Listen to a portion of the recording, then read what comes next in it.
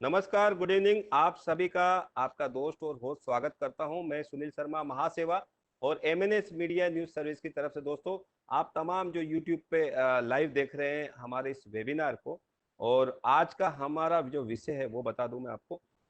आज का हमारा विषय दोस्तों, recent amendment in income tax, WRT charitable organisation.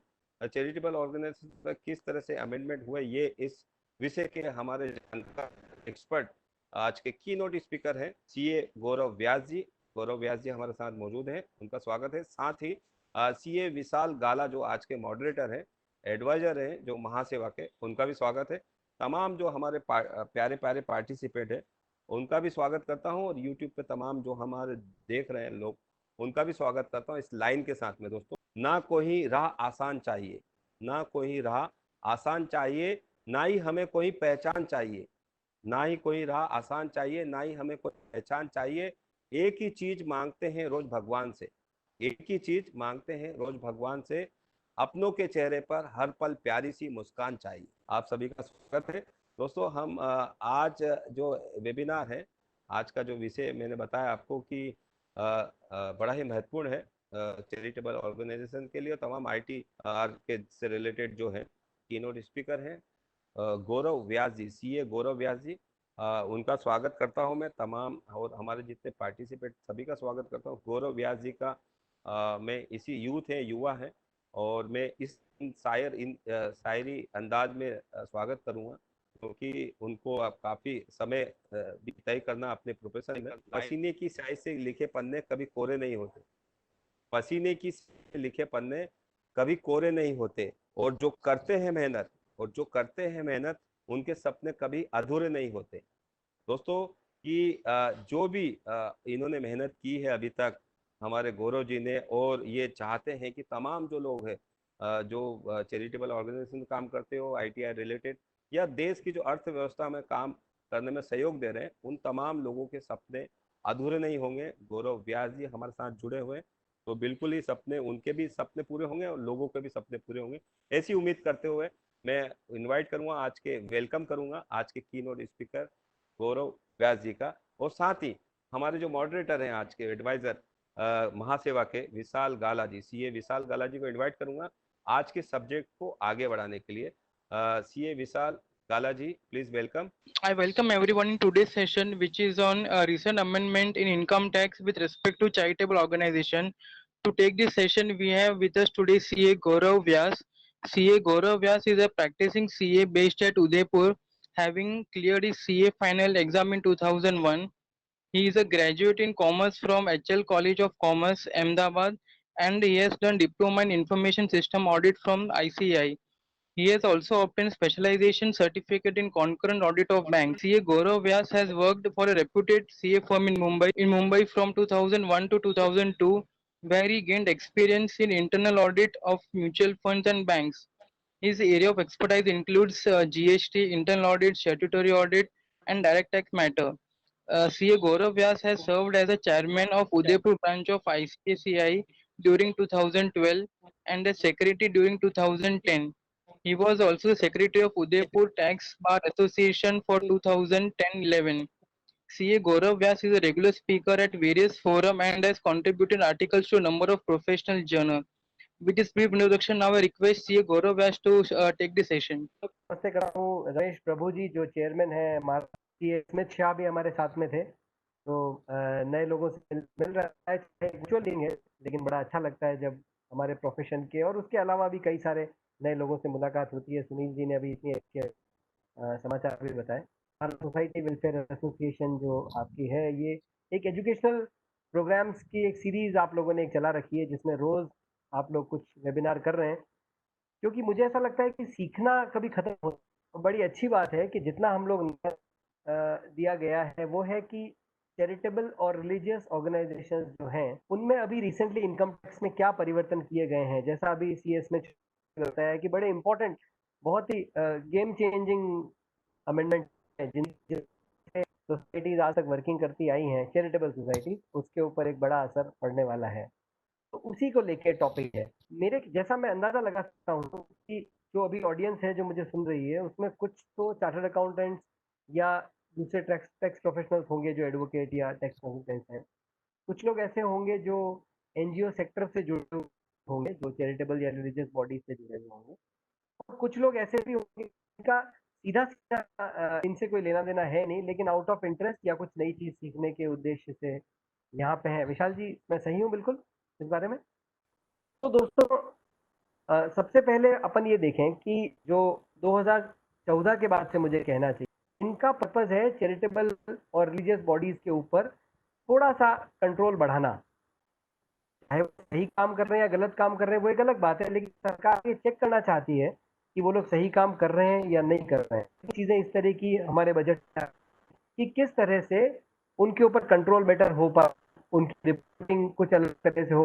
पहले ऐसा था कि कोई चैरिटेबल ऑर्गेनाइजेशन या कोई रिलीजियस बॉडी बिल्कुल टाइम पे रिटर्न नहीं भरे तो भी उसको एग्जेम्पशन का बेनिफिट मिलता था, लेकिन पिछले सालों में ये अमेंडमेंट किया गया कि अगर जो ड्यू डेट है उस तक आप अपनी रिटर्न नहीं भरते हैं तो आपको जो एग्जेम्पशन का फायदा है कि आपको टैक्स नहीं लगेगा, वो बेनिफिट आपको डिनाई हो जाएगा। तो फॉर्म हमको फाइल करने पड़ते हैं, जैसे ऑडिट रिपोर्ट फाइल करनी पड़ती है, एक फॉर्म 10 होता है वो हमको फाइल करना पड़ता है, उनको भी फाइल करने की एक ड्यू डेट फिक्स कर दी गई। और ये कहा एक कॉर्पस डोनेशन का सिस्टम होता है, उस कॉर्पस डोनेशन को भी ये कहा गया है कुछ ऐसे प्रोविजन जो पहले सिर्फ बिजनेसेस के लिए लगते थे, जैसे टीडीएस काटने वाले प्रोविजन, टीडीएस नहीं काटने पे वो खर्चा अलाउ नहीं होगा, या आप कैश में एक पर्टिकुलर लिमिट से ज्यादा पेमेंट नहीं कर सकते, वो ये प्रोविजन भी उन्होंने चैरिटेबल और रिलीजियस ऑर्गेनाइजेशन के ऊपर एप्लीकेबल कर दी गई। बड़ा जो नई चीज इसमें जोड़ी इनकम टैक्स कानून में, वो थी सेक्शन 115 टीडी, 115 टीडी एक नया सेक्शन जोड़ा गया, जिसमें कहा गया कि यदि कोई चैरिटेबल था जिसको हमने रजिस्ट्रेशन दे रखा है, उसका रजिस्ट्रेशन खत्म होता है, 2 साल पहले 3 साल पहले हो गया था, लेकिन फिर भी इसको मैं आज यहाँ पे कवर करने की कोशिश करूंगा, क्योंकि हम सबको ये जानना बहुत जरूरी है कि जो चैरिटेबल संस्था आज काम कर रही है, कल को वो काम करना बंद कर देती है या किसी कारण से ऐसी कोई गलती करती है जिससे उसका, तो उस पर किस तरह से इनकम टैक्स होगा है। तो अब हम आगे बढ़ते हैं और क्या चेंजेस की आज हम बात करेंगे। सबसे पहले हम देखें कि किस तरह के अमेंडमेंट रिसेंटली इनकम टैक्स में हुए हैं। एक नया सेक्शन इंट्रोड्यूस किया गया है, सेक्शन 12AB, जिसमें कि रजिस्ट्रेशन का रजिस्ट्रेशन है। मैं ट्रस्ट वर्ड यूज कर रहा हूँ, उसमें सोसाइटी भी कवर होगी, चैरिटेबल कोई कंपनी जो चैरिटेबल पर्पज से बनी हुई वो भी अंदर कवर होगी।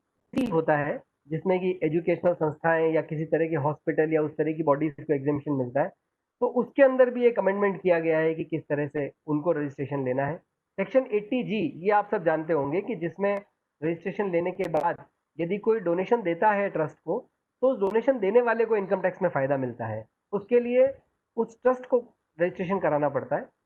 तो उसमें जो अप्रूवल का सिस्टम है उसके अंदर भी कुछ चेंज आए हैं। और एक और बहुत, ताकि इनकम टैक्स डिपार्टमेंट को पता चल सके कि किन लोगों ने डोनेशन दिया है और उन लोगों को टैक्स का बेनिफिट पास ऑन हो सके, इसके लिए कुछ चेंजेस किए गए। छोटे छोटे और भी अमेंडमेंट हैं, लेकिन मेजर चीजें जो मैंने 3-4 कवर करी, कोशिश की। रजिस्ट्रेशन की बात कर रहे हैं तो ये जो तीनों शब्द है माइग्रेशन, हमारे समझने के लिए मैंने इसको यूज है। तो माइग्रेशन का मतलब होता है एक सिस्टम से दूसरे सिस्टम में शिफ्ट होना। अभी हम माइग्रेंट वर्ड तो हम बहुत सुनते हैं, प्रवासी शब्द हम लोग बहुत सुने आजकल। तो माइग्रेशन, अब जो लोग इनकम टैक्स में आज की डेट में एडमिशन लेने के लिए रजिस्टर्ड है, वो इस सिस्टम में जो आएगा उसको मैं कहता हूँ कि वो एक तरह का माइग्रेशन, और उसी को हमको जब माइग्रेशन हो जाएगा तो कुछ वक्त के बाद में उसको अपना रजिस्ट्रेशन रिन्यू भी कराना पड़ेगा।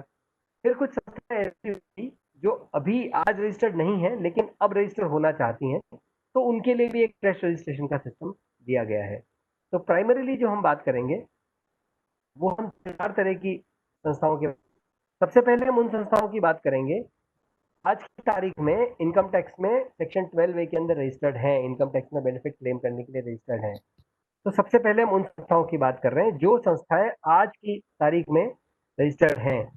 ये जो प्रोविजन आया था बजट के अंदर, तब उन्होंने एक कट ऑफ डेट दी थी 1 जून 2020 की, लेकिन जब कोविड की सिचुएशन अराइज हुई तो मई सरकार ने डिक्लेयर किया कि 1 जून की जो कट ऑफ डेट है उसको हम शिफ्ट कर रहे हैं 1 अक्टूबर 2020 को। तो 30 सितंबर एक कट ऑफ डेट है कि जहां पे जाके आज की डेट में जो भी रजिस्टर्ड संस्थाएं हैं उनका रजिस्ट्रेशन समाप्त हो जाएगा।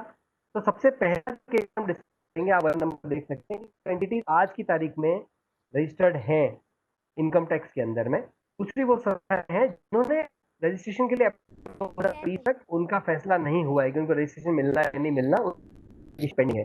तीसरे केस वो है जो 1 अक्टूबर 2010 के बाद में रजिस्ट्रेशन के लिए अप्लाई करेंगे। और फिर चौथे केस वो हैं जिन्होंने इस सारे प्रोसेस के थ्रू जाके अपना रजिस्ट्रेशन लिया है और अब उनको कुछ वक्त के बाद में रजिस्ट्रेशन को रिन्यू कराने की। इसके अलावा सिचुएशन और है कि जहाँ पे हमारे ट्रस्ट ऑब्जेक्टिव्स में कोई परिवर्तन होता है। तो ये एक एक करके हम इन चारों चीजों को डिस्कस करेंगे। ज्यादातर इसके अलावा जितने भी दूसरे केसेस होंगे तो कहीं ना कहीं 1 2 3 4 इन्हीं के अंदर फिट होंगे, ऐसा मेरा मानना है। तो इन्हीं के ऊपर हम बात करते हैं।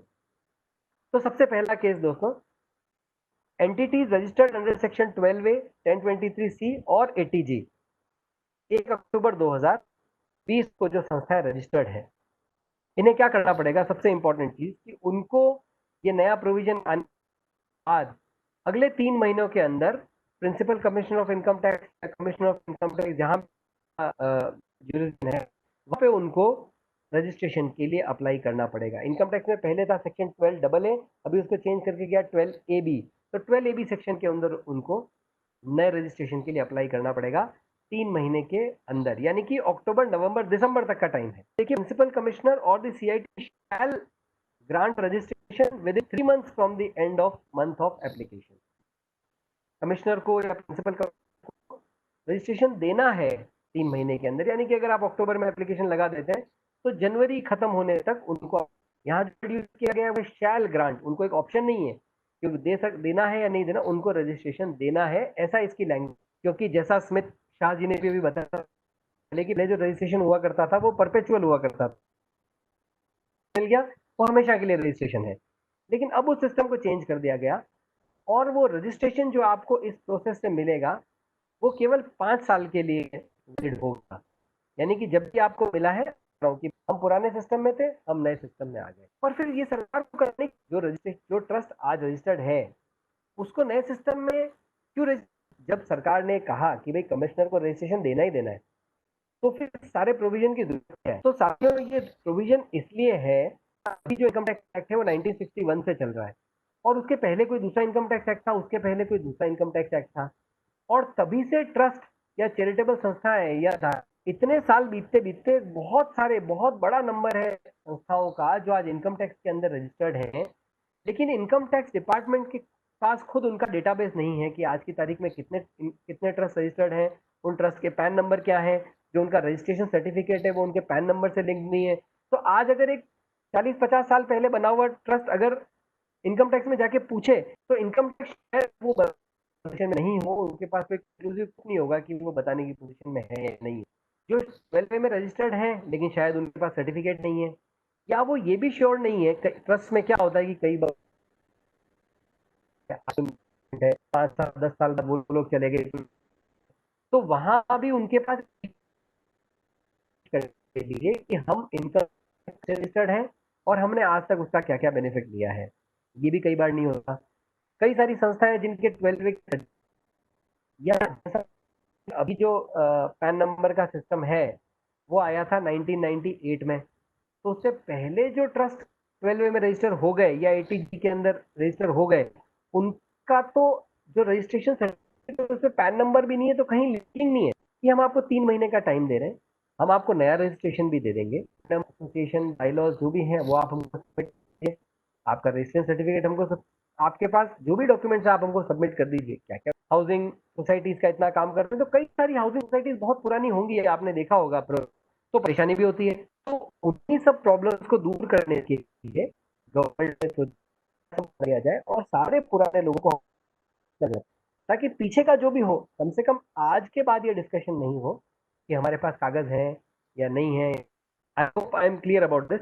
जैसा कई सारे इस तरह के ट्रस्ट हैं जो कि ओरल ट्रस्ट हैं, जो है वो ओरल ट्रस्ट किसी ने कह दिया और इनकम टैक्स में रजिस्टर्ड भी है ऐसे ट्रस्ट, इनकम टैक्स डिपार्टमेंट ने रजिस्ट्रेशन दिए, कोर्ट में लड़के भी रजिस्ट्रेशन लिए हैं और ओरल ट्रस्ट को भी वैलिडिटी है अगर ये प्रूफ मिल सकता है कि वो किसी प्रकार से रजिस्टर्ड है। तो इन चीजों, इन समस्याओं को दूर करने के लिए सरकार ने तय किया कि हम एक नया सिस्टम लाते हैं और सभी लोगों को हम पुराने से नए सिस्टम के अंदर। मुझे ये लगता है कि बहुत बड़ी एक्सरसाइज, ये अक्टूबर की डेट कायम रहती है या कोविड की वजह से कुछ चेंज होती है, यह भी कहना मुश्किल है, लेकिन जब भी ये एप्लीकेबल होगा साल भर में, एक बहुत बड़ी एक्सरसाइज होगी कि जिसमें मेरा ऐसा मानना है कि अगर हम इनकम टैक्स की वेबसाइट पर अभी देखते हैं तो करीब करीब 2.5 लाख के आसपास एसोसिएशन का डेटाबेस तो वहाँ पे मौजूद है, जो कि मेरा मानना है कि शायद 10-20% के आसपास होगा। तो हो सकता है कोई 7-10 लाख संस्थाएं पूरे इंडिया में रजिस्टर्ड हैं इन अलग अलग सेक्शन में, चाहे वो सेक्शन 12A हो या सेक्शन 1023C हो या सेक्शन 80G हो या सेक्शन 35 और होता है वो हो। तो बहुत सारी संस्थाएं एग्जेम्पशन क्लेम करने के लिए रजिस्टर्ड हैं और वो सारी इस नए सिस्टम के अंदर आएगी। तो डिपार्टमेंट का काम काफी बढ़ने वाला है और जो चार्टर्ड अकाउंटेंट्स और कंसल्टेंट्स हैं उनका भी काम। तो सबसे पहले मैंने उन संस्थाओं की बात की जो आज की डेट में रजिस्टर्ड है, एक बहुत बड़ी संख्या। उसके बाद में मैं बात करूंगा उन संस्थाओं की जिन्होंने अपनी एप्लीकेशन लगा रखी है इनकम टैक्स डिपार्टमेंट में रजिस्ट्रेशन कराने के लिए, अभी जिनकी एप्लीकेशन पेंडिंग है, जिन्होंने मार्च के बाद में अप्रैल मई जून में लगाई है, उनकी एप्लीकेशन हो सकता है कि 1 अक्टूबर 2010 को, जिस दिन ये की नया प्रोविजन एप्लीकेबल होगा, उस दिन हो सकता है कि उनकी एप्लीकेशन पेंडिंग हो। तो सरकार ये कहती है कि अगर आपकी एप्लीकेशन उस दिन पेंडिंग है तो आपको नई एप्लीकेशन लगाने की जरूरत नहीं है। हम ये मान लेंगे कि आपने जो पहले एप्लीकेशन लगा रखी है वो इस नए सेक्शन के अंदर में, नए सिस्टम के अंदर वो एप्लीकेशन है, हम उसको उसी आधार पर प्रोसेस करेंगे। तो उन केसेस में क्या होगा? उन केसेस में एप्लीकेशन तो पहले से है गवर्नमेंट के पास में, तो प्रिंसिपल कमिश्नर या चीफ कमिश्नर या कमिश्नर जो भी रेलेवेंट अथॉरिटी है, they shall grant registration within 1 month from the end of month of application. तो अगर 1 अक्टूबर को एप्लीकेशन मान ली जाती है तो अक्टूबर के एंड से 1 महीना यानी नवंबर तक वो आपको एक रजिस्ट्रेशन शैल, यहाँ भी एक शैल वर्ड यूज किया गया, आप देखिए कि उनको रजिस्ट्रेशन इश्यू करना है। लेकिन ये जो रजिस्ट्रेशन है ये प्रोविजनल रजिस्ट्रेशन होगा, ये रेगुलर रजिस्ट्रेशन नहीं है, प्रोविजनल रजिस्ट्रेशन होगा। और ये प्रोविजनल रजिस्ट्रेशन वैलिड होगा 3 साल के लिए। आपको रजिस्ट्रेशन मिल गया और आसानी से मिल गया, लेकिन वो रजिस्ट्रेशन 3 साल के लिए वैलिड होगा। फिर उस 3 साल के प्रोविजनल रजिस्ट्रेशन में आपको रेगुलर रजिस्ट्रेशन में कब शिफ्ट होना है, उसके लिए कहा है कि जब ये रजिस्ट्रेशन खत्म होने वाला हो उसके 6 महीने पहले, या जिस दिन आपकी संस्था अपने कामकाज चालू करती है, अपनी एक्टिविटीज कमेंस करती है, उन एक्टिविटीज को कमेंस करने के 6 महीने के अंदर आपको ये एप्लीकेशन प्रोविजनल से रेगुलर में शिफ्ट होने के लिए लगानी पड़ेगी।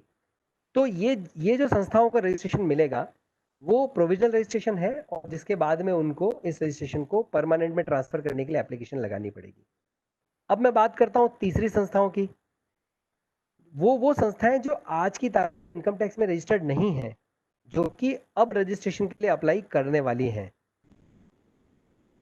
तो नई संस्थाएं बनी हैं जिन्होंने अभी तक एप्लीकेशन नहीं लगाई हैं, हम उन संस्थाओं की बात कर रहे हैं। तो उन्हें जब ये नया सिस्टम आ गया 1 अक्टूबर 2020 को, जब ये सिस्टम आ जाता है तो उसके बाद में उन्हें एप्लीकेशन लगानी है प्रिंसिपल कमिश्नर या कमिश्नर के पास में, और उस एप्लीकेशन लगाने के करीब 1 महीने के अंदर उन्हें भी प्रोविजनल रजिस्ट्रेशन इश्यू हो जाएगा 3 साल के लिए।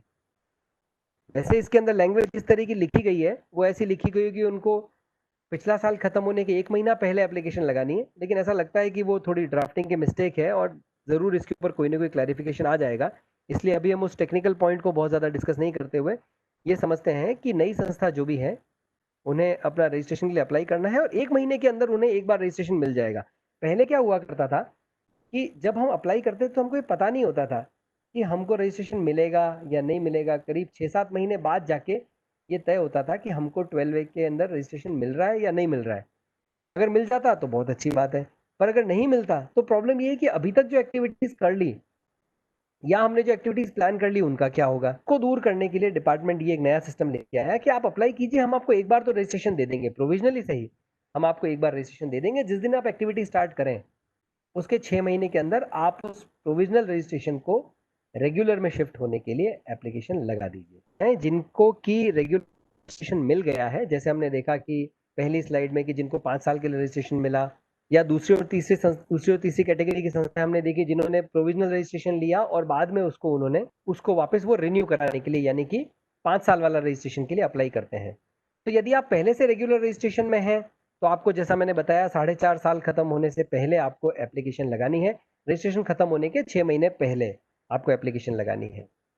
और यदि आप प्रोविजनल रजिस्ट्रेशन में हैं तो आपको अपनी एक्टिविटी स्टार्ट करने के 6 महीने के अंदर, या जो 3 साल का पीरियड है वो खत्म होने के 3 महीने के अंदर आपको रजिस्ट्रेशन के लिए अप्लाई करना है इस रिन्यूअल के लिए। लेकिन अब देखिए मजे की बात, यहाँ पे जो वर्ड यूज किया गया है वो क्या है, प्रिंसिपल सीआईटी और सीआईटी में ग्रांट रजिस्ट्रेशन। पहले अभी तक हमने वर्ड देखा शैल, लेकिन यहाँ पे वर्ड लिया गया है में ग्रांट रजिस्ट्रेशन। उनके पास ऑप्शन है, वो आपको रजिस्ट्रेशन दें या नहीं दें। वो पहले इंक्वायरी करेंगे, आपकी संस्था की पूरी चेकिंग करेंगे, और वो चेकिंग करने के बाद में ये तय करेंगे कि आपका रजिस्ट्रेशन आपको रिन्यू हमको करना चाहिए या कि नहीं करना चाहिए रिन्यू। वो क्या क्या चेकिंग होगी, उनके क्या अधिकार हैं, वो हम थोड़ा सा बाद में डिस्कस करते हैं। लेकिन समझने की बात ये है कि जब आप पहली बार रजिस्ट्रेशन के लिए अप्लाई कर रहे हैं तो एक बार आपको रजिस्ट्रेशन मिल जाएगा, लेकिन जब आप उसके रिन्यूअल के लिए जाएंगे, चाहे 3 साल बाद चाहे 5 साल बाद, तब आपकी डिटेल में इंक्वायरी करके और कमिश्नर ये तय करेंगे कि आपको रजिस्ट्रेशन देना है या नहीं देना। यदि आपको रजिस्ट्रेशन मिलता है तो वो वापस से 5 साल के लिए आपको वो रजिस्ट्रेशन। एक और इंटरेस्टिंग बात, यदि कोई संस्था रजिस्ट्रेशन मिलने के बाद अपने ऑब्जेक्ट में, अपने उद्देश्यों में कोई भी चेंज करती है तो उसको क्या करना है, तो उन्हें अपने ऑब्जेक्ट में चेंज करने के 30 दिन के अंदर, 30 डेज के अंदर उनको मॉडिफिकेशन की एप्लीकेशन लगानी है इनकम टैक्स डिपार्टमेंट में। पीसीआईटी या सीआईटी उसके ऊपर इंक्वायरी करेंगे और इंक्वायरी करने के बाद ये तय करेंगे कि आपका रजिस्ट्रेशन, जो आपने उद्देश्यों में परिवर्तन किया, वो सही है या नहीं सही है, आपका चैरिटेबल उद्देश्य कहीं कॉम्प्रोमाइज तो नहीं हो रहा, और उसके बाद में फिर वो आपको रजिस्ट्रेशन नया ग्रांट करेंगे जो कि फिर 5 साल के लिए वैलिड होगा। ये एक बहुत इंपॉर्टेंट चीज़ है, कई बार संस्थाएं इसको भूल जाती हैं, अपने ऑब्जेक्टिव्स में अमेंडमेंट कर लेती है, लेकिन उस अमेंडमेंट को वो इन्फॉर्म करना भूल जाते हैं, और जब वो इन्फॉर्म करना भूल जाते हैं तो अब जो मैंने आपको बताया सेक्शन 115 टीडी, जो एक बड़ा खतरनाक प्रोविजन आ गया इनकम टैक्स के अंदर में, उसके अंदर रजिस्ट्रेशन कैंसिल होने की और एक बड़ा सा टैक्स का अमाउंट आपकी लायबिलिटी बनने की नौबत आ सकती है अगर आप अपना मॉडिफिकेशन को इन्फॉर्म नहीं करते हैं तो। 30 दिन की टाइम लिमिट इसके अंदर दी गई है। Basically, in the case of Maharashtra, basically if you are going for the modification in the rules regulation, then you have to make application to the charity commissioner first, and after ji getting order, then he has to revert back to the commissioner. जी बिल्कुल सही है, पहले आपको charity commissioner के पास में Yeah, अपनी application लगा के अपने आप ऑब्जेक्ट में अमेंडमेंट कर रहे हैं उसको अप्रूव कराना correct, पड़ेगा। correct, वो correct. That is what. But 30 ji days तो में वो Gaurav ji, mean charity commissioner, nothing happened within 30 days. Followed now, it takes 3 months at least. If they will verify the document, they will give the date. It takes more than 3 months. So it is not ji possible that things can be possible within 30 days. Sanjay ji, आप ये बात मुझे बताएं कि मैंने कोई मेरे objectives में अमेंडमेंट कर लिया हाँ, और मैंने हाँ, चैरिटी कमिश्नर को अप्लाई किया, हाँ. चैरिटी कमिश्नर को पावर है कि मेरी एप्लीकेशन को रिजेक्ट कर सकता है वो? But ji normally he will not reject. He will look in No, the entire modus operandi of the trust, and he will have a hearing and all those things, and he will try to understand, and then he will pass the order accordingly. He cannot okay, reject directly. right, I totally understand. So Yeah. the modification that you propose, हाँ जी. proposing some modification which will become applicable only when the charity commissioner approves them. It Yeah, might but take 3 months, it might take 6 yeah. months, but हाँ, then it will become आप modification propose कर रहे हैं, उस modification हाँ को जी. Approve ultimately charity commissioner कर रहा है, तो Correct, वो correct. एप्लीकेबल उस दिन होगा जिस दिन चैरिटी कमिश्नर उसको अप्रूव कर देगा, Yeah, और correct. उसके अप्रूवल से 30 डेज के अंदर आप इनकम टैक्स को अप्लाई कर सकते हैं। आपने हाँ. प्रपोज किया उस दिन नहीं, जिस दिन चैरिटी कमिश्नर की मॉडिफिकेशन तो उस दिन हुआ, But sir, तो आप it वहां से doesn't. 30 डेज के अंदर आप अप्लाई कर Gaurav ji, सकते हैं। जी they are not saying 30 days. मतलब commissioner, income tax commissioner, the application should be made to the commissioner within a 30 days. Followed ना. 30 But it days doesn't 30 days of happen. What? 30 days of the amendment. आपका amendment, आपका modification तो उस दिन हुआ ना जिस दिन चैरिटी कमिश्नर ने अप्रूव किया, न कि उस दिन जिस दिन आपने सोचा कि हम मॉडिफिकेशन कर लेते हैं। आपका मॉडिफिकेशन उस दिन नहीं हुआ जिस दिन आपने तय किया, उस दिन हुआ जिस दिन चैरिटी कमिश्नर ने अप्रूव किया। जैसे जैसे मैंने आज सोसाइटी रजिस्ट्रेशन के लिए अप्लाई कर दिया, हम इस बात को यूं समझो, मैंने आज सोसाइटी रजिस्ट्रेशन के लिए अप्लाई किया, लेकिन वो हाँ आज जी. से वैलिड नहीं होगा।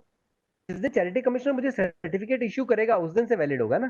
तो उसी तरह से अमेंडमेंट भी उस दिन एप्लीकेबल होगा जिस दिन हमको चैरिटी कमिश्नर अप्रूव कर देगा, और उसके 30 डेज के अंदर हम एप्लीकेशन लगा सकते हैं। इसमें जो लैंग्वेज लिखी गई है वो इस तरह से लिखी गई है कि any law that may be material for achieving objective, आपके ऑब्जेक्टिव्स की पूर्ति के लिए उस एक्ट की कंप्लायंस बहुत जरूरी है। तो उस कानून को यहाँ पे देखा जाएगा कि आप उसकी कंप्लायंस कर रहे हैं या नहीं कर रहे हैं। ये एक बड़ा इंपॉर्टेंट पॉइंट जो मुझे लगा। तो दोस्तों ये सारी बातें थी कि जहाँ पे जो एक नया सिस्टम आया है रजिस्ट्रेशन करने के लिए, उससे रिलेटेड ये बातें मैंने आपको डोनेशंस। अच्छा ये भी और मैं बताऊं कि ये सिमिलर प्रोविजंस जो मैंने आपको रजिस्ट्रेशन की ड्यू डेट्स वगैरह बताई हैं, ये सारी उन संस्थाओं के लिए एप्लीकेबल हैं जो सेक्शन 12A के अंदर आज रजिस्टर्ड हैं या रजिस्ट्रेशन लेना चाहती हैं। सेक्शन 1023C जो कि एक स्पेसिफिक प्रोविजन है एजुकेशनल मेडिकल संस्थाओं के लिए, तो वो, या फिर ATG के अंदर जो रजिस्ट्रेशन कराना चाह रही है। इवन एक सेक्शन 35 होता है जो साइंटिफिक रिसर्च एसोसिएशंस की बात करता है, उनको भी नोटिफाई जो है उनको भी वापस से एक बार नोटिफिकेशन लेना पड़ेगा। उन सबके लिए टाइम लिमिट यही है कि 1 अक्टूबर को नया प्रोविजन आया तो आप 3 महीने के अंदर अप्लाई कीजिए, और आप 3 महीने के बाद में आप 3 महीने के अंदर अप्लाई करके आप नया रजिस्ट्रेशन ले लीजिए जो 5 साल के लिए वैलिड होगा। हर 5 साल को आपको हमारे पास लौट के आना है और अपने रजिस्ट्रेशन का रिन्यूअल कराना है। पहले सिस्टम नहीं था, एक बार आपने रजिस्ट्रेशन ले लिया, कई लोग तो इनकम टैक्स रिटर्न भी नहीं भरते थे, उसके बाद में किसी तरह की कंप्लायंस नहीं करते थे या आधी अधूरी कंप्लायंस करते थे, या चैरिटी करने के नाम पे बिजनेस भी करते हैं। तो उस चीज को खत्म करने के लिए सरकार ने कहा कि आप हर 5 साल में हमारे पास आइए, अपनी जांच करवाइए और अगले 5 सालों के लिए रजिस्ट्रेशन। इसके बाद में दोस्तों एक और जो इम्पोर्टेंट, बहुत इंपॉर्टेंट, और ये है कि हम सभी को इफेक्ट करेगा, वो है हम जब उन संस्थाओं को डोनेशन देते हैं तो हम इनकम टैक्स के अंदर उसका डिडक्शन क्लेम करते हैं, हमारी खुद की इनकम टैक्स रिटर्न में उसका डिडक्शन क्लेम करते हैं। अब सरकार ये चाहती है कि इस सारे प्रोसेस को ऑनलाइन बना दिया जाए। जब किसी संस्था को डोनेशन मिले तो वो डोनेशन की एक लिस्ट बना के एक रिटर्न के फॉर्म में सरकार को सबमिट कर दे, और उस रिटर्न के आधार पे ही डोनेशन देने वाले को, दानदाता को, उस इनकम टैक्स के अंदर उसका बेनिफिट उसी आधार पे मिले। तो जैसा एक TDS का सिस्टम होता है ना कि इनकम टैक्स में TDS कटता है, वो सब हम सब वाकिफ हैं। इनकम टैक्स में TDS कटता है, उस TDS की एक रिटर्न भरी जाती है, उस रिटर्न के आधार पे वो आपके 26A फॉर्म में आता है, साथ में आपको बैंक या जहां भी आपका TDS कटता है फॉर्म 16 है आपको मिल जाता है, और उसके आधार पे आपको इनकम टैक्स में डिडक्शन मिल जाता है। तो वैसा ही एक सिस्टम यहाँ भी प्रपोज्ड है। Every organisation which is approved section 80G will issue a certificate to the donor. उनको एक ऑनलाइन सर्टिफिकेट इश्यू करना पड़ेगा अपने डोनर को, जिसके आधार पर डोनर अपना डोनेशन का बेनिफिट क्लेम करेगा, और साथ ही एक रिटर्न भरनी पड़ेगी जो बहुत सिमिलर होगी TDS रिटर्न के। उसके माध्यम से आपको इन्फॉर्म करना पड़ेगा सरकार को कि आपको किस किस व्यक्ति ने कितना कितना डोनेशन दिया और कब कब दिया। जहां तक मेरी समझ है कि इसी के बेसिस पे रिटर्न के अंदर डेटा आएगा डोनर के, और तभी डोनर उस बेनिफिट को क्लेम कर पाएगा। तो अगर मैंने किसी संस्था को 10,000 रुपये डोनेशन दिया तो वो संस्था रिटर्न भरेगी, और मेरे इनकम टैक्स रिटर्न में अपने आप रिफ्लेक्ट होगा, जिस तरह से TDS रिफ्लेक्ट होता है कि मैंने फला संस्था को 10,000 रुपये का डोनेशन दिया है, और वो 10,000 का डोनेशन का मुझे जो भी बेनिफिट मिलना है मुझे मेरे रिटर्न में मिलेगा। अगर सामने वाले संस्था वो रिटर्न नहीं भरती है तो शायद मुझे उसका बेनिफिट, संस्था ऐसा नहीं करती है तो 200 रुपये पर डे की लेट फीस उनको देनी पड़ सकती है लेट रिटर्न भरने पे, और एक पेनल्टी भी उनके ऊपर लगाई जा सकती है जो 1 लाख रुपए तक हो सकती है। संस्थाओं के लिए समझने वाली बात यह है कि वो अब जो डोनेशन लें उसमें क्या इंफॉर्मेशन उनके पास होनी चाहिए, क्या क्या इंफॉर्मेशन उनके पास होनी चाहिए कि जिससे वो ये रिटर्न भर पाएंगे। तो फ्रेंड्स अभी तक गवर्नमेंट ने इस फॉर्म को नोटिफाई नहीं किया है कि किस फॉर्म में ये रिटर्न भरना पड़ेगा, लेकिन एक कॉमन सेंस मेरा ये कहता है कि कम से कम हम डोनर का नाम, पता और उसका पैन नंबर, ये 3 चीज़ें तो हम उससे कम से कम ले ही लें कि जिसके बेसिस पे हम अपने रिटर्न भर पाए। अब सरकार ये कह रही है कि जहाँ जहाँ पैन नंबर है उसकी जगह आप आधार नंबर को भी यूज़ कर सकते हैं। तो यदि डोनर के पास में पैन नहीं है या वो पैन नहीं देता है तो हम उसका आधार नंबर भी लेके शायद काम चला पाए, क्योंकि फॉर्मेट अभी तक आया नहीं, इसलिए मैं भी मेरे अनुभव के आधार पे कह रहा हूँ। लेकिन जितने भी डोनेशन संस्था ले, उन डोनेशंस के लिए वो साथ में पैन नंबर या आधार नंबर, नाम, पता, कम से कम ये इन्फॉर्मेशन तो ज़रूर ले, ताकि आपको रिटर्न भरने के अंदर सुविधा होगी। एक और इंटरेस्टिंग बात यह है कि यदि हमको डोनेशन देता है और अपनी डिटेल नहीं देता है, अपना नाम पता देता है लेकिन पैन नंबर नहीं देता, तो हम उसका रिटर्न में नाम इंक्लूड कर नहीं पाएंगे। वो ATG के अंदर बेनिफिट नहीं लेना चाहता तो ना ले। पर क्या ऐसा हो सकता है, क्या ऐसा हो सकता है कि सरकार उसको गुप्तदान है कि क्योंकि आप हमको डिटेल नहीं दे पा रहे हैं तो हम इसको अनोनिमस डोनेशन मान लेते हैं, क्योंकि जो चैरिटेबल संस्थाएं, रिलीजियस संस्थाएं नहीं, धार्मिक संस्थाएं नहीं, जो चैरिटेबल संस्थाएं हैं उनको अनोनिमस डोनेशन यानी कि गुप्त दान के ऊपर अलग से टैक्स देना पड़ता है 30% की रेट से। कुछ उसके अंदर छोटा मोटा एग्जेम्पशन है, 5% ऑफ इनकम, 5% ऑफ इनकम या 1 लाख रुपीज तक का एग्जेम्पशन है। लेकिन उसके बियॉन्ड अगर आपको गुप्त दान मिलता है तो आपको उसके ऊपर 30% की रेट से टैक्स देना पड़ सकता है। इसलिए ये और भी ज़्यादा इंपॉर्टेंट है कि संस्थाएं इस चीज़ की कंप्लायंस करें और अभी से ही जितने डोनेशन आ रहे हैं उनका पैन नंबर और आधार नंबर लेना चालू कर दें, ताकि जब भी ये फॉर्म नोटिफाई हो सकता है सरकार ये बोल दे 1 अप्रैल से फॉर्म भरने के लिए, या सरकार बोल दे कि 1 अक्टूबर से फॉर्म भरने के लिए, तो उस केस में हमारे पास बेसिक इन्फॉर्मेशन, पैन, आधार, नाम, पता, ये बेसिक इन्फॉर्मेशन तो होनी ही चाहिए। तो मैं अपने सारे क्लाइंट्स को ये एडवाइस करता हूँ, आप अभी से जो डोनेशन आए हैं या आ रहे हैं उनके बारे में ये डिटेल कम से कम आप। इसके अलावा साथियों कुछ छोटे छोटे अमेंडमेंट और हैं, उनके ऊपर भी मैं 2 मिनट डिवोट करना चाहूँगा। सेक्शन 35 मैंने आपको बताया, साइंटिफिक रिसर्च एसोसिएशन, उनमें भी वैसे ही अमेंडमेंट है जैसे 80G के अंदर में है, उनको भी 3 महीने के अंदर रिन्यूअल के लिए अप्लाई करना है।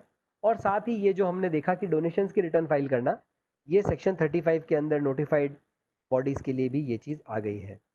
एक और मज़ेदार बात कि जो संस्थाएं सेक्शन 12A और सेक्शन 1023C दोनों रजिस्टर्ड हैं, वो अब अपना रिन्यूअल किसी एक ही सेक्शन में करा सकती हैं, वो दोनों के अंदर बेनिफिट नहीं ले सकती, दोनों के अंदर रजिस्टर्ड नहीं रह सकते। अभी वो दोनों में रजिस्ट्रेशन ले सकती थी, जहां उनको फायदा दिखता है वहां पे वो एग्जामेशन ले लेते थे। लेकिन अब सरकार ये कह रही है आप एग्जामेशन लीजिए, लेकिन आप तय कर लीजिए आप कौन से सेक्शन में लेना चाहते हैं। आप सेक्शन 11 में एग्जामेशन लेना चाहते हैं, 1023C में लेना चाहते हैं, उसी बेसिस पे आप अपना रजिस्ट्रेशन आगे कंटिन्यू कीजिए। साथ में एक और चीज इन्होंने बेनिफिट ये पास ऑन किया है कि कॉर्पस डोनेशन जो अभी तक 12 में रजिस्टर्ड संस्थाओं को मिलते हैं उसके ऊपर तो एग्जामेशन अवेलेबल था, लेकिन 1023C वाली संस्थाओं के लिए ऐसा कोई स्पेसिफिक प्रोविजन नहीं था कि उनको कॉर्पस डोनेशन के लिए एग्जामेशन मिलेगा। लेकिन जब सरकार ने कहा कि आप दोनों में से एक ही सेक्शन के अंदर आप रजिस्टर्ड रह सकते हैं, तो सरकार ने कॉर्पस डोनेशन का बेनिफिट 1023C के अंदर भी एक्सटेंड किया है कि यदि कोई 1023C में रजिस्टर्ड संस्था को कॉर्पस डोनेशन यानी कि कोई स्पेसिफिक काम के लिए ये मेंशन किया हुआ कि this donation will form part of corpus, ये अगर डोनर कहता है तो 1023C में रजिस्टर्ड संस्था को भी वो इनकम एग्जेम्प्ट रहेगी। एक इंटरेस्टिंग बात ये है, स्मिथ शाह जरूर नोट किए होंगे कि ये जो प्रोविजन सरकार ने इंट्रोड्यूस किया है, इसको नए प्रोविजन की बजाय एक क्लैरिफिकेशन के फॉर्म में इंट्रोड्यूस कर दिया है। तो शायद हम पुराने सालों में भी ये बेनिफिट ले पाए, जो कि अभी तक थोड़ा डाउटफुल था, लेकिन शायद हम पुराने सालों में बेनिफिट ले पाए, क्योंकि ये क्लैरिफिकेशन के तौर पे इशू किया गया कि just to clarify we are mentioning that this benefit will be available.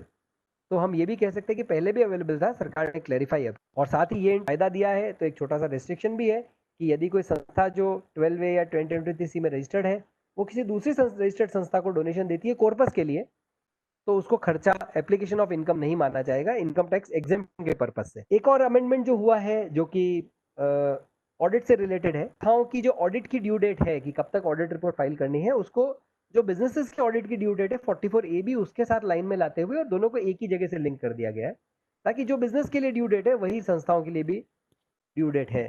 फिलहाल इस साल के लिए ये डेट बढ़ा दी गई है और ऑडिट रिपोर्ट फाइल करने की ड्यू डेट 31 अक्टूबर और इनकम टैक्स रिटर्न फाइल करने की ड्यू डेट 30 नवंबर की गई है। इस कोविड की सिचुएशन को देखते हुए ये डेट बढ़ाई गई है, ये तो आप सब लोग जानते ही हैं। पिछले साल की भी ड्यू डेट बढ़ा दी गई है, अभी MSN न्यूज़ ने अपने को ये बात बताई थी। सेक्शन 115TD मैं फिर रिपीट करूंगा कि ये अमेंडमेंट इस साल का नहीं है, लेकिन अब जब ये नया सिस्टम आया है तो इसके अंदर ये प्रोविजन और भी ज़्यादा इंपॉर्टेंट हो जाता है, क्योंकि अभी तक क्या था कि कमिश्नर और प्रिंसिपल कमिश्नर के पास पावर थी किसी रजिस्ट्रेशन को कैंसिल करने की, लेकिन वो पावर इन्वोक नहीं होती थी, क्योंकि ट्रस्ट तो रजिस्ट्रेशन लेके जा चुके हैं, वो अपनी इनकम टैक्स रिटर्न भर रहे हैं, उनका असेसमेंट इनकम टैक्स ऑफिसर कर रहा है। कभी इनकम टैक्स ऑफिसर को आउट एंड आउट की बहुत गलत बात लगेगी तो वो कमिश्नर से के पास एप्लीकेशन लगाएगा उस रजिस्ट्रेशन को कैंसिल करने की। जब तक वैसा नहीं होगा, यदि कोई ट्रस्ट गलत काम भी कर रहा है, अपने उद्देश्यों के विपरीत काम कर रहा है या पब्लिक की भलाई के अलावा कुछ और काम कर रहा है, मान लीजिए उसका केस स्क्रूटनी में आया ही नहीं, तो कमिश्नर तक ये बात कभी जाएगी ही नहीं, कमिश्नर को कभी पता ही नहीं पड़ेगा कि हमको इसका रजिस्ट्रेशन कैंसिल करना चाहिए। लेकिन अब ये सारी सिचुएशन चेंज होने वाली है। आज से मेरा मानना है कि आज से करीब 5-6 साल बाद जब हर ट्रस्ट अपने रजिस्ट्रेशन के रिन्यूअल के लिए सरकार के पास जाएगा, कमिश्नर के पास जाएगा, तो हर ट्रस्ट की इंक्वायरी की जाएगी चाहे छोटी हो चाहे बड़ी हो, हर ट्रस्ट की इंक्वायरी की जाएगी और हर ट्रस्ट से ये पूछा जाएगा कि आपने क्या काम किया है, और यदि ऐसा लगता है कि उन्होंने गलत काम किया है तो वो रजिस्ट्रेशन कैंसिल करने की पावर है और वो पावर एक्सरसाइज की जाएगी। क्या होगा जब मेरा ट्रस्ट रजिस्टर्ड है, पिछले 25 साल से, पिछले 10 साल से, 20 साल से मेरा ट्रस्ट रजिस्टर्ड है, चाहे वो रिलीजियस संस्था है चाहे वो चैरिटेबल संस्था है, उसका रजिस्ट्रेशन यदि कैंसिल हो जाता है तो क्या होगा? एक सेक्शन 115 TD, ये एक सेक्शन जो इनकम टैक्स में जोड़ा गया वो भी एप्लीकेबल हो जाएगा और उसके अकॉर्डेंस में ट्रस्ट को अपने रेगुलर इनकम टैक्स के अलावा टैक्स देना पड़ेगा। ये सेक्शन कब एप्लीकेबल होगा? कि when the trust is converted into any form which is not eligible for registration under section 12A or 12B, या हमारा ट्रस्ट मर्ज हो जाता है किसी दूसरे एंटिटी के साथ जो कि 12A में रजिस्टर्ड नहीं है या रजिस्ट्रेशन लेने काबिल नहीं है, या फिर हमारा ट्रस्ट डिसॉल्व हो गया, हमारा ट्रस्ट खत्म हो गया और हमारे जो असेट्स हैं ट्रस्ट के, वो असेट्स ट्रांसफर करने होते हैं किसी दूसरे ट्रस्ट को जो कि समान उद्देश्यों वाला ट्रस्ट हो, सिमिलर ऑब्जेक्टिव्स जिसके हों। यदि हमने वो ट्रांसफर नहीं किया, ट्रस्ट डिसॉल्व होने के ये मैं सही स्लाइड पे भी पहुंच गया इत्तेफाक से, आप देख सकते हैं जो तीसरा पॉइंट इसके अंदर है, जहां पे कि डिसोल्यूशन हुआ ट्रस्ट का और 12 महीने के अंदर असेट्स दूसरी संस्था को नहीं ट्रांसफर हुए, उस केस में सेक्शन 115 TD एप्लीकेबल हो जाएगा। एप्लीकेबल होने, अच्छा ये जो पहला पॉइंट मैंने बताया कि भाई ट्रस्ट कन्वर्ट हो गया, कन्वर्ट होने का मतलब सीधे सीधे शब्दों में कहें तो उसका मतलब ये है कि ट्रस्ट का रजिस्ट्रेशन कैंसिल हो गया, कमिश्नर ने या प्रिंसिपल कमिश्नर उस ट्रस्ट का रजिस्ट्रेशन कैंसिल किया, या जैसा हमने देखा कि ऑब्जेक्ट्स में मॉडिफिकेशन कराया लेकिन वो हमने कमिश्नर को इन्फॉर्म नहीं किया, या हमने कमिश्नर को इन्फॉर्म किया और कमिश्नर ने उस रजिस्ट्रेशन को, उस मॉडिफिकेशन को एक्सेप्ट नहीं किया। ये 3 कंडीशन ऐसी हैं जो कि सेक्शन 115 TD को अट्रैक्ट कर सकती हैं और उस केस में ट्रस्ट का रजिस्ट्रेशन कैंसिल होगा और कैंसिल होने के बाद में इस सेक्शन के अकॉर्डेंस में टैक्स देना पड़ेगा। लेकिन अब सबसे इंपॉर्टेंट बात की, ये टैक्स लगेगा कैसे? ड्रैकोनियन प्रोविजन जिस चीज को कहा जाता है उसको, इसको ऐसा मान रहे हैं, पर मेरा मानना ये है कि ट्रस्ट ने पैसा कैसे इकट्ठा किया, ये पब्लिक का पैसा है जो कि ट्रस्ट ने धीरे धीरे कुछ सालों में जाके एक्यूमुलेट किया। तो सरकार ये बोलती है कि आपके जितने असेट्स हैं उन असेट्स की मार्केट वैल्यू के ऊपर हमको टैक्स दीजिए।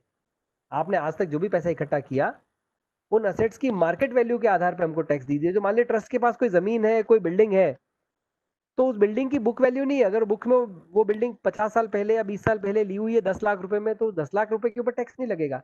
उस बिल्डिंग की या उस प्रॉपर्टी की आज की मार्केट वैल्यू मान लीजिए 10 करोड़ रुपए है, तो उस 10 करोड़ रुपए के ऊपर मुझे जो मैक्सिमम मार्जिनल रेट है, हाईएस्ट रेट ऑफ टैक्स है, उसके ऊपर मुझे आज की डेट में टैक्स देना पड़ेगा। एक्रेटेड इनकम, सरकार ने इसके लिए एक वर्ड यूज किया है कि मेरी आज तक की कमाई, इस साल की इनकम नहीं, आज तक की जितनी कमाई हुई इनकम है उसके ऊपर मुझे टैक्स देना पड़ेगा। मेरे सारे असेट्स की मार्केट वैल्यू माइनस मेरी लायबिलिटीज, जो मेरी देनदारियां हैं, उसको कम करने के बाद जो पैसा बचा, देनदारियां आज की वैल्यू पे लेकिन असेट्स मार्केट वैल्यू पे, उस डिफरेंस के ऊपर मुझे टैक्स देना पड़ेगा। तो मान लीजिए एक ट्रस्ट है जिसकी बुक्स में एक 10 लाख रुपए की जमीन है और 10 लाख रुपए की लायबिलिटी है उसके ऊपर, लेकिन उन असेट्स की वैल्यू मान लीजिए आज 10 करोड़ रुपए है, तो 10 करोड़ माइनस 10 लाख यानी 9 करोड़ 90 लाख के ऊपर उसको इनकम टैक्स की लायबिलिटी आ जाएगी। मैक्सिमम मार्जिनल रेट जो कि आज की डेट में करीब करीब 42% के आसपास है, उसके ऊपर उसको अपनी रेगुलर इनकम के अलावा टैक्स देना पड़ेगा। एक एक्सेप्शन इसके अंदर सरकार ने किया है कि जो भी असेट एग्रीकल्चर इनकम से खरीदी हुई है, यदि ट्रस्ट की कोई एग्रीकल्चर इनकम है, उससे खरीदी हुई कोई भी असेट है, तो उसको हम इसके अंदर कवर नहीं करेंगे, क्योंकि हमारे संविधान में लिखा हुआ है कि एग्रीकल्चर इनकम पे तो कभी टैक्स लगेगा ही नहीं। संविधान में जब तक लिखा हुआ है तब तक तो नहीं लगेगा। तो इसलिए अगर इस प्रोविजन के अंदर कवर किया तो एग्रीकल्चर इनकम पे टैक्स लग जाएगा, इसलिए एग्रीकल्चर इनकम से खरीदी हुई असेट के ऊपर ये टैक्स नहीं लगेगा। दूसरी बात, आपने सेक्शन 12A में इनकम टैक्स में रजिस्टर्ड लिया, उससे पहले की जो आपकी असेट्स हैं उसके ऊपर भी इस सेक्शन के अंदर में टैक्स नहीं लगाया जाएगा। ये जो 115 TD है इसके ऊपर टैक्स नहीं लगाया जाएगा। तो ये मुझे लगा कि एक बड़ा इंपॉर्टेंट प्रोविजन है जो कि हो सकता है आज की तारीख में एप्लीकेबल नहीं हो, लेकिन 5-6 साल बाद जब ये ट्रस्ट के रिन्यूअल होंगे रजिस्ट्रेशन के, उस टाइम पे हम सबको ये सेक्शन बड़ा ध्यान से पढ़ना पड़ेगा। तो ज़्यादा अच्छा ये है कि इसके बारे में पहले से तैयारी कर ली जाए क्षमा कीजिए, और ये सोचा जाए कि कैसे हम लोग ये इंश्योर करें कि हमारे ट्रस्ट को इस सेक्शन के लिए जाना ही नहीं पड़े, किसी कारण से हमारा ट्रस्ट का रजिस्ट्रेशन कैंसिल हो ही नहीं। और कैंसिल कब नहीं होगा? आपके उद्देश्य सही हो, ट्रस्ट में कोई मॉडिफिकेशन हो तो आप उसको सही टाइम पे इनकम टैक्स में अप्लाई कर दीजिए, रजिस्ट्रेशन का रिन्यूअल ले लीजिए। आपके उद्देश्य जो हो वो जेन्युइन हो और आपकी एक्टिविटीज़ जेन्युइन हो, और साथ ही कोई दूसरा लॉ यदि आपके ऊपर एप्लीकेबल है तो आप उसकी भी पालना बिल्कुल सही तरह से कर रहे हैं। ये 4-5 चीज़ों का अगर अपन ध्यान रखेंगे तो मुझे नहीं लगता कि इस सेक्शन में अपने को जाने की ज़रूरत पड़ेगी। यदि जाना पड़ा किसी संस्था को इसके अंदर में तो सीधी सी बात है कि उसको अपने असेट्स बेच के इतना पैसा इकट्ठा कर पाएगी शायद वो संस्था कि इतना सारा टैक्स वो जमा करा सके। लास्ट में मैं आप लोगों के ध्यान में लाना चाहूँगा, खासकर रमेश प्रभु सर के ध्यान में लाना चाहूँगा कुछ बर्निंग इश्यूज जो कि आजकल चैरिटेबल संस्थाएं फेस कर रही हैं। वो हैं एक तो कि जिस तरह से कॉर्पोरेट सोशल रिस्पॉन्सिबिलिटी के अंतर्गत जो फंड संस्थाओं को मिल रहा है उसके ऊपर टीडीएस कट रहा है, या डोनेशंस जो बड़ी कंपनीज या बड़ी संस्थाएं डोनेशन दे रही है उस पर भी टीडीएस काट रही है, ग्रांट के पैसे पे टीडीएस काट रही है। तो ये एक बहुत बड़ी प्रॉब्लम संस्थाएं फेस कर रही हैं कि वो एक तो टीडीएस के चक्कर में वो पैसा थोड़ा सा ब्लॉक हो जाता है। दूसरी बात ये कि उस टीडीएस के आधार पे सर्विस टैक्स डिपार्टमेंट और भविष्य में जीएसटी डिपार्टमेंट से भी नोटिफिकेशन से नोटिस आने की एक डर हम सबके दिमाग में आ जाता है कि भाई वो हमसे आके पूछते हैं कि आपको डोनेशन मिला तो इस पे जीएसटी का क्या हुआ। वो डोनेशन जीएसटी से एग्जेम्प्ट होगा, लेकिन एक बार हमको जवाब तो देना पड़ गया सिर्फ इसलिए कि उसके ऊपर टीडीएस डिडक्टेड है इनकम टैक्स में, और जीएसटी से या सर्विस टैक्स डिपार्टमेंट से वो इन्फॉर्मेशन शेयर होती है। दूसरा जो बर्निंग इशू मुझे लगता है वो ये है कि जीएसटी के अंदर में और इनकम टैक्स एक्ट के अंदर में चैरिटेबल एक्टिविटी की डेफिनेशन अलग अलग है।